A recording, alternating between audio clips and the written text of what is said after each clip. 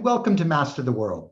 My name is Evan Goldstein, Master Sommelier, and I'm going to take you through Kit 121A blind tasting. We have 6 wines to do, so let's go ahead and get started.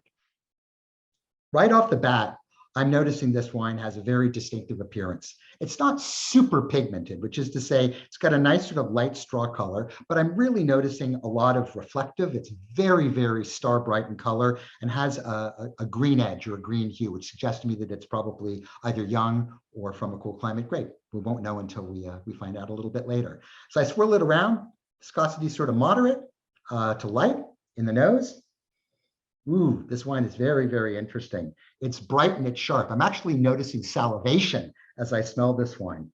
The quality of fruit in this wine is tart. It's lemony, it's green appley, it's tart citric, tart tree fruit sort of elements. Nothing really vegetative about it. Nothing really stony about it. That is to say, no nectarines, no peaches, no apricots or anything like that. It really is about citrus fruit and apple pear fruit. There's nothing vegetable about it or vegetative, although from an herbal standpoint, it does have sort of a kind of verbena, maybe lemony, lemongrassy sort of character to it, and sort of some soft green herbs, maybe something that's slightly citric, maybe like sorrel or something like that. It really is driven by an earthiness here and a very distinct minerality, sort of a salinity, maybe almost a limestoney character to it. And it's really inorganic earth, that is to say, rather than organic earth. Just smells delightful.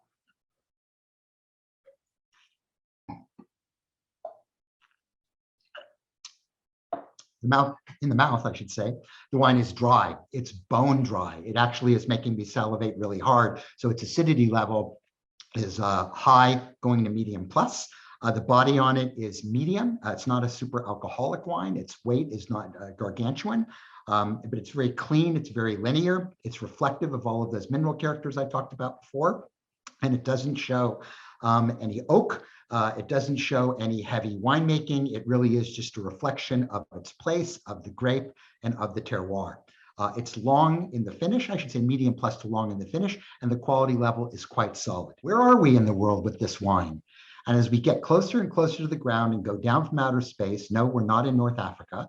No, we're not in France, but actually you're going to find ourselves going specifically to Greece and specifically to the area of Attica in Greece. This is probably a bit of a surprise to you, and I'm not sure how many of you think of Greek wine. When you think of wine, you probably think of Retsina, you probably think of Ouzo, but increasingly over time, the quality of Greek table wines is getting better and better and better. Attica itself, as you can see, sits in central Greece, and it's not necessarily where we associate the original home of the grape Assyrtiko, which is in fact the island of Santorini. Let's talk a little bit about Assyrtiko. Assyrtiko is one of the signature grapes of Greece and one of the best wines they make, period, white or red. It is associated with the island of Santorini, where there locally it produces both a dry white wine and, believe it or not, a great dessert wine called Vinsanto, not to be confused with the Vinsanto that they make in Tuscany, but rather its own Vinsanto, the original Vinsanto, as it were.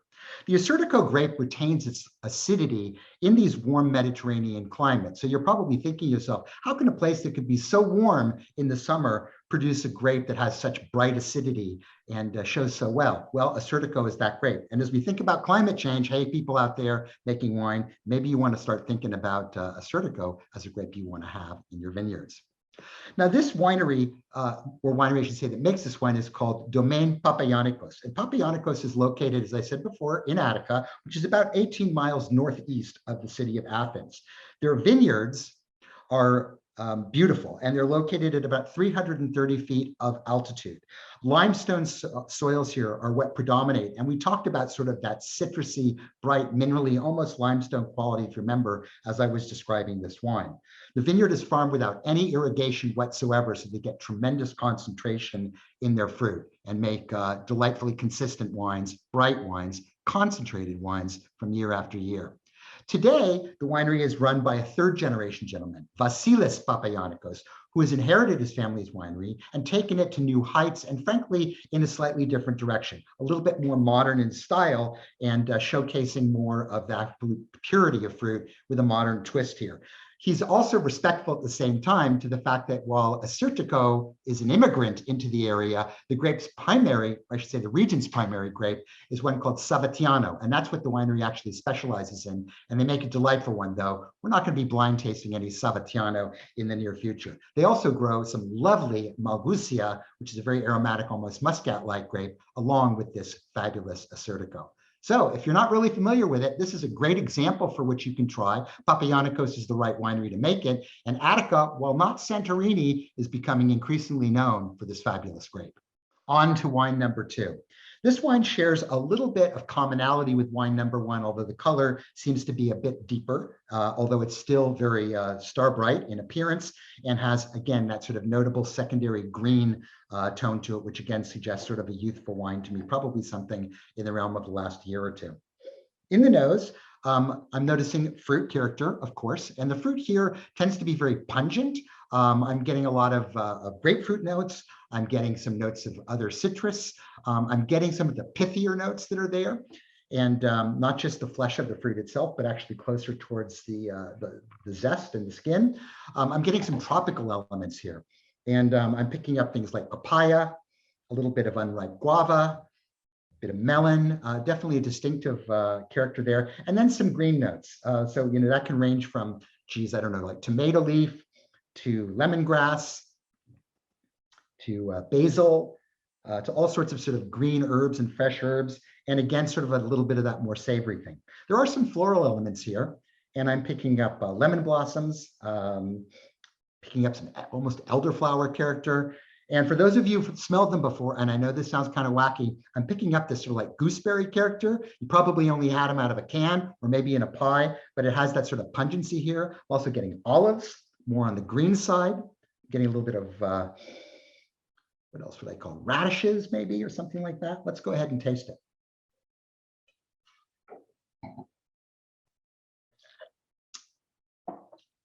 The mouth is echoing that sort of attack on the palate. It's a very fruit-forward wine, and as you can see by my descriptors, fairly aromatic wine too.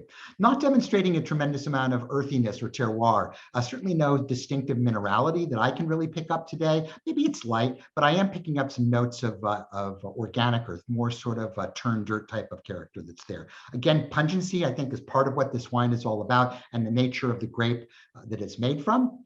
It's bright. The acid is high. I wouldn't call it searing, but it's quite bright. The body on it is moderate plus in body, probably not high. There's no oak that I can discern whatsoever, no markers that are there. The wine has a medium plus length, and it's a wine of good quality. So as we leave Greece and get out of there and go for wine 2, but it's definitely not a Greek wine. Let's see where we end up. Looks like we're in New Zealand, and it looks like specifically we're going into the southern island to Marlborough, and here we are in the Awatiri Valley with the Crossings Winery. So the Crossings produces wines exclusively out of Awatiri Valley, and Awatiri Valley is one of the 3 major areas that one finds in this particular part of the world in Marlborough, New Zealand. It lies southeast of the other major wine regions of the area, most notably the Wairau River, which is the biggest area, about 45%, or the southern valleys and their appellations of Kaituna and Rapara. Awatiri Valley represents about 30% of the fruit that's out there and is probably the youngest of the 3 of them in terms of being notable for all of us today. The wines when they were very young didn't have a lot of character, and Awatiri, which Awatiri is a Maori word for fast-running river, some of us jokingly called a watery because the wines didn't have a lot of character, but as the vineyards have matured and the wines have gotten older, or the vineyards have gotten older, I should say, you're getting much more distinctive character as evidenced in the wine that we just tasted moments ago. The Crossings is a lovely little winery, and one that, as I said before, focuses exclusively on this area. And this area, just as a little thing, is kind of different. The Wither Hills, which we didn't see in the picture before earlier, at least I didn't see them, is sort of the breaking up area for the Awatiri Valley, which follows the river of the same name, which floats out into to Clifford Bay. Here are some of the vineyards they have.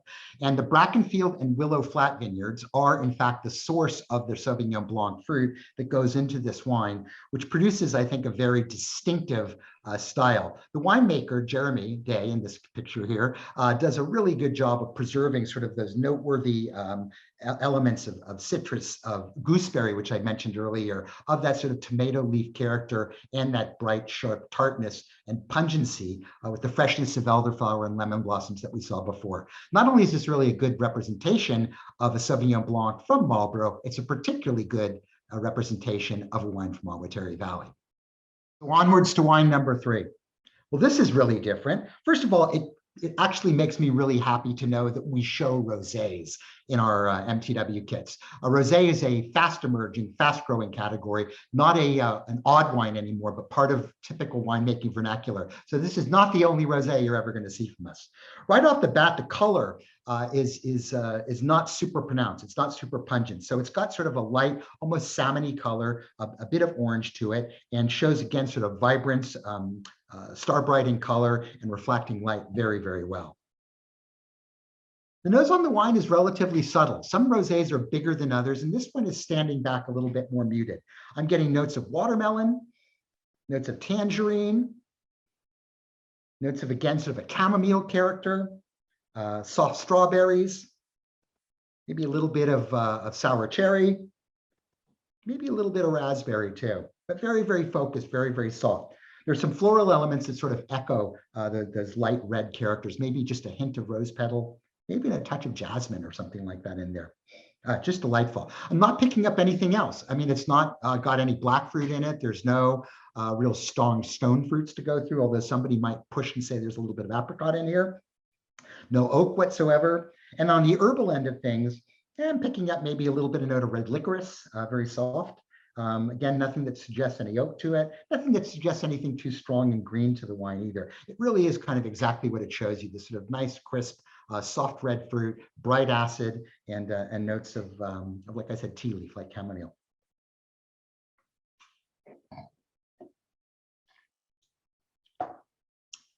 No oak whatsoever. I can tell that by the leanness of character and no oak cues in terms of spices or anything in the palate. The wine is very reflective of exactly how it smelled, with anything a little bit more of that sort of orange citrus character, tangerine citrus, popping up in front, along with that red sour cherry and that sort of slightly underripe strawberry element to it. Very refreshing, very bright. The acid here is sharp. I would say probably medium plus. The body of the wine is a little richer than some of the wines that we just came off of 1 and 2. I'd probably put it more in the medium character to medium plus, maybe leaning a little bit more towards medium plus today. Again, wines are always an impression of what you taste on the day that you taste them. The finish on it is solid, not super long, but very bright and carries all the way through. And I find the wine to be delightfully refreshing and something that I'd like to continue to enjoy after this tasting is done.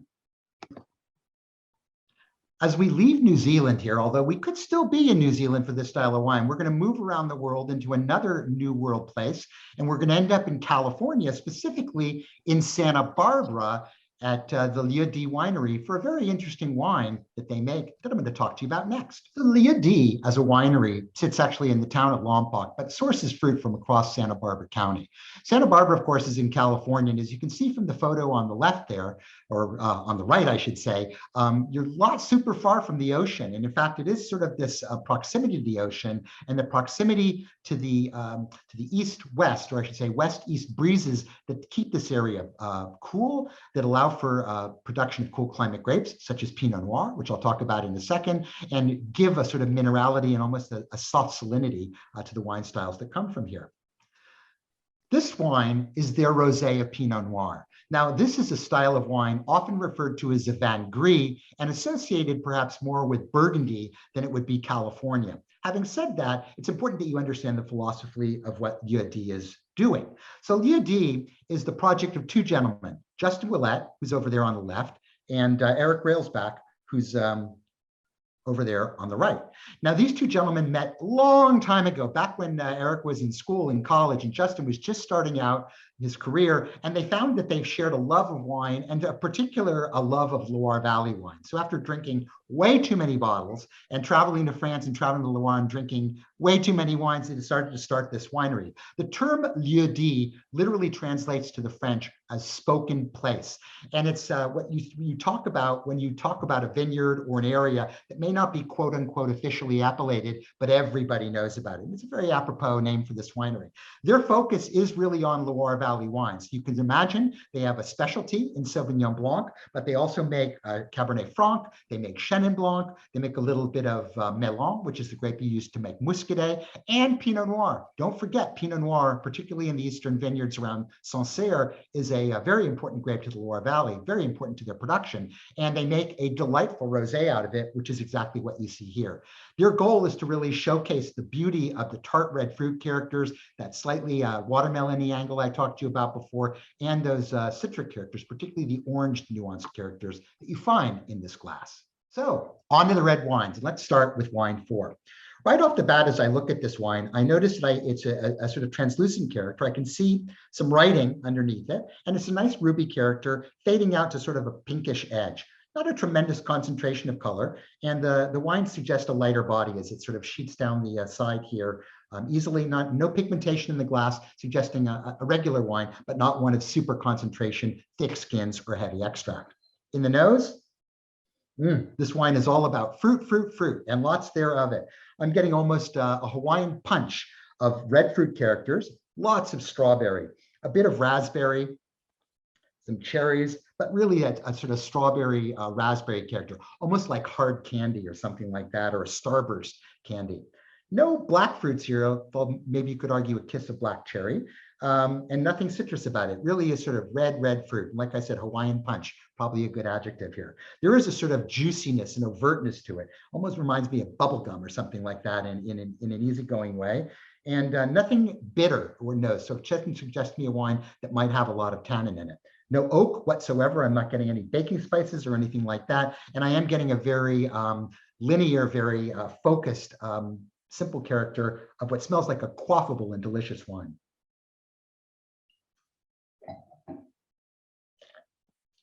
And quaffable and delicious is exactly what it is. The wine screams with those sort of juicy tart red character fruit that I talked about earlier. The wine is very smooth, very round in the mouth. The tannins barely tickle your tongue, so there's a little bit of structure there, but this is an easy, approachable wine, and one that I think would probably be delightful if I put it in the refrigerator for 5 or 10 minutes on it. The acid level is fairly sharp. Acid on this wine is medium plus. Tannins, as I said before, probably somewhere in the medium vein, and well managed, I might add. The length on it is surprisingly medium plus, and the quality level of it is, again, quite solid. Leaving California, we're going to a different part of the world. And although I probably didn't mention it, now I'm tasting these wines and they have a slightly mineral edge, almost slightly granitic, which makes sense when you end up in a place like Beaujolais.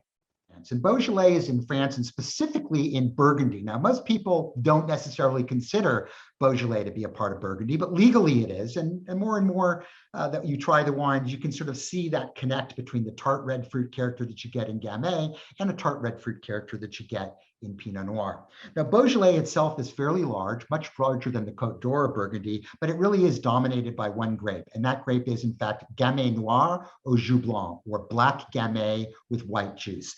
And it is this particularly unique grape that does a great job and makes Beaujolais, well, makes it Beaujolais. The property that we are dealing with here belongs to a wonderful gentleman by the name of Raphael Chopin, and it's a Beaujolais village. So Beaujolais village suggests that there are several villages, if you will, that have the ability to designate themselves as being slightly above the fold, if you will, and can label themselves as Beaujolais village. Le Savoie is in fact a lieu-dit. Remember, we talked about lieu-dit just a minute ago, where that's, say, a special place within the village of Latinier, which is where he produces this wine. Raphael Chopin himself is a lovely gentleman and been in the wine business a long time, in the sense that he purchased in 2009 his grandfather's vineyard. So he owns about 12 acres. 5 of those are in Beaujolais village in Latinier. 5 of those are in the area of Renier, and then 5 of those are in Morgon. So he makes actually a delightful Renier and a delightful Morgon as well, which I would encourage you to try if you liked his Village. But this wine, I think, really speaks to the essence of what Great Gamay is all about. Opulent in fruit, juicy, almost as I said before, bubblegummy by nature, but with structure, architecture, and the ability to be enjoyed now, yet held on to for several years if you want. This is a producer who's small, but you should keep on your radar.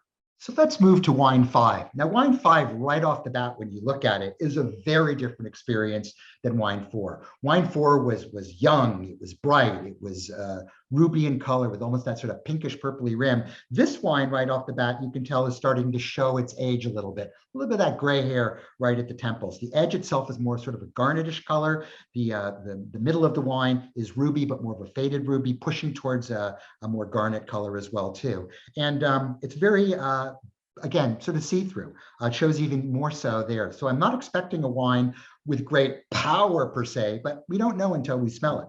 Let's go ahead and smell this wine.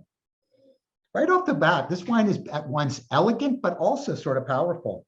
The fruit flavors I'm getting in here, again, tend to be more red than black, although there's some red black here. And I'm getting a lot of cherry character. Again, I'm getting sort of a dusty berry character, red that is to say. I'm getting a little bit of almost cherry tomato. I'm getting a little bit of red plum, more savory, certainly than the wine that we just came off of. I'm also getting just maybe a little bit of a citrus peel character, a dried citrus peel character. And again, maybe sort of a very soft and slightly underripe black fruit, although it's not showing necessarily in the appearance. Maybe again, kind of black plums, or even maybe something maybe slightly figgy, I don't know. And again, that sort of strong citrus. The floral character that's in the mouth here, there are roses, but they're more like potpourri. They're more dried character there. And now there are other sorts of red and blue flowers there. In the palate,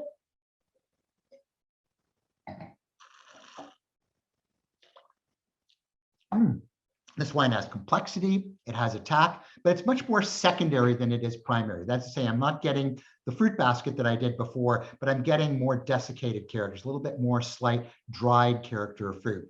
Not to say raisins, but but the cherries are more dried cherries than fresh cherries, if that makes sense to you at all. Again, a little bit of that red berry character. I am picking up some other notes, some vegetable notes, maybe a little bit of fennel, maybe just a kiss of black olive, some soft dark mushrooms, porcini-ish mushrooms, or something like that in there. A little bit leather. A little bit of a soft meatiness to it, but really leather more than anything. I like that wonderful red leather you keep on your couch, right? And a softness. So in the mouth, the acid is still bright and actually medium plus to high. The tannins, although present and grippy, are not big. So they're a little bit on the astringent side, which I think is part and parcel maybe of the grape that this is made from, but they're not necessarily huge and ripping your mouth. They're subtly pulling and tugging there. The finish on the wine is long, it's expansive. I would say the quality of it is quite good, and I can't wait to see what we have. So staying in Europe, we're going to remain there, but we're going to leave France and we're going to cross the border down, and we're going to go to Italy, and we're specifically going to go to the area of Piedmont, where those sort of truffly, coffee-scented wines, of which I forgot to mention when I was describing it, are part and parcel of what makes this area unique and distinctive. Piedmont, Italy is in fact where we find one of the most notable appellations, and that is Barolo. Barolo lies in the center of the Langhe and is without question the most prestigious wine growing area that's here. It actually has a very long history, and you can find documents that literally mention this wine back in the 1200s, although people definitely know that it goes further back than that. The village itself of Barolo is where the appellation takes its name for. Now, the particular producer in Barolo that we're focusing on today is the people at Virna Borogno. Now, the Borogno people own this vineyard and have since literally 1720. And Lodovico is the current father, the patriarch of the winery, but he has been there and growing wine on their Borogno estate for a long period of time. Having said that, over time, and it's a beautiful vineyard, beautiful winery, you could see that they've given way, they've changed a little bit. Many times we think of these Barolo vineyards and wineries and we think of these old, legacy, dusty, fabulous area, but you can see from the Virna that you read in the middle of the building there that in fact they've gone a little bit more modern. And Lodovico in fact handed off the reins to his daughter Virna, who you can see there on the left-hand side, not so long ago. And in fact, she took over and has been running the winery since the late 90s or early 2000s. And in fact, in 2001, they rebranded the winery Virna in honor of her. And you can see her here with her sister, who she's the winemaker. Her sister heads up the viticulture and stuff. That would be Ivana. And they're making wine. So they own several acres, roughly 12 hectares-ish of wine in grown different crus throughout the area. And to produce this wine, Noi, they blend around the area and just produce a great wine. This is their normale bottling of it. And Noi literally is the local dialect for the word we or us, as it's a shared effort within the region to make these fabulous wines. And finally, last but not least, wine number 6. And I cheers you. Right off the bat, you can see what a difference in appearance this wine is. And in fact, if you look at wine 6 versus wine 5, wine 5 versus wine 4, and in fact, the 3 first wines right off the bat, you can see the importance of appearance and how using cross-referencing as you look across wines rather than looking at a wine individually is a great way to approach things, and why we do Master the World. This wine has a very deep color. It's day bright, so the pigment is sucking up a lot of the light there, and it's what I would call, opaque. I can't read anything underneath here, and the color is a deep ruby, fading out to a ruby edge, maybe even pushing purple a little bit, but I'm going to call it ruby today. As I swirl this wine around, I notice that the viscosity of it is quite thick, which suggests to me a full-bodied wine, a warmer climate wine, a higher alcohol wine, and there is a very soft pigmentation in the tears as they fall from the top of the glass. I'm expecting a big wine, a bigger wine than the 2 that we had before. In the nose here, and once again, delivered with a punch of fruit. This is black fruit and maybe a little bit of blue fruit here, dominated by blackberries, black plums, black cherries, and a lot of them at that. There might be some really ripe red fruit, but here everything is perfectly ripe. It's not overripe, it's not pie fruit, but it's definitely pushing the extremes of what ripeness is all about. There's some soft earthy characters to it. Before I get to the actual earth itself, but there's a little bit of brown button mushroom. There's a little bit of sweet beet character, like a purple beet character. There's a little bit of fennel in this wine. No citrus character. Sometimes you pick up a little orange peel, as I mentioned in some of the wines prior, or even a little bit of stone fruit, but I'm not getting that here. This is a big, bold, black fruited wine. I am getting some herbal notes here. I'm getting a little bit of what I would call probably a marjoram-y character, a thymy character, a little bit of maybe tobacco leaf or sage leaf in the wine, very rich, and a little bit of, again, black licorice, maybe a little bit of Chinese 5-spice or something like that, some soft aromatics, maybe a bit of cocoa or Dutch cocoa powder, suggesting the use of some oak here. And there definitely is a presence of oak on this wine.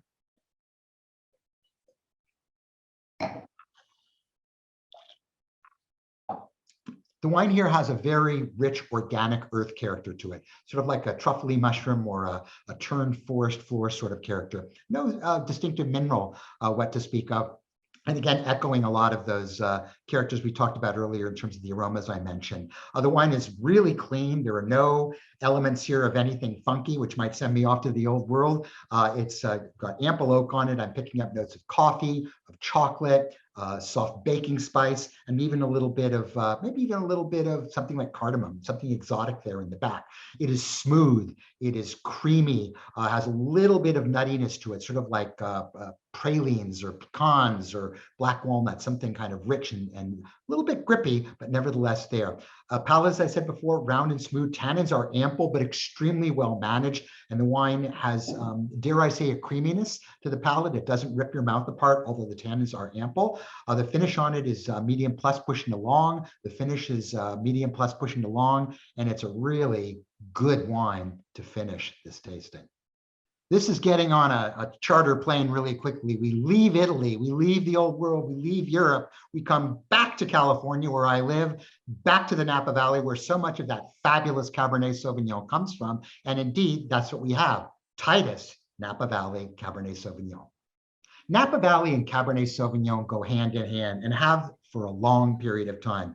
In fact, this particular property, the Titus property, goes back to 1841, when you actually can show documentation that goes back to the times of Mariano Vallejo, Charles Krug, and Eli York for vines being grown on this particular property, which sits at the base of Howell Mountain. This property, gorgeous as it is, has been in the family, the Titus family, I should say, since 1969, when Dr. Lee Titus from Sonoma County, a radiologist, brought the property and started, because at the time people were looking at replanting bizarre group of grapes that formed Napa Valley then, and focusing in primarily on Cabernet Sauvignon and Merlot, which is what was the rage at that point in time. And years later, they were right. They got that right.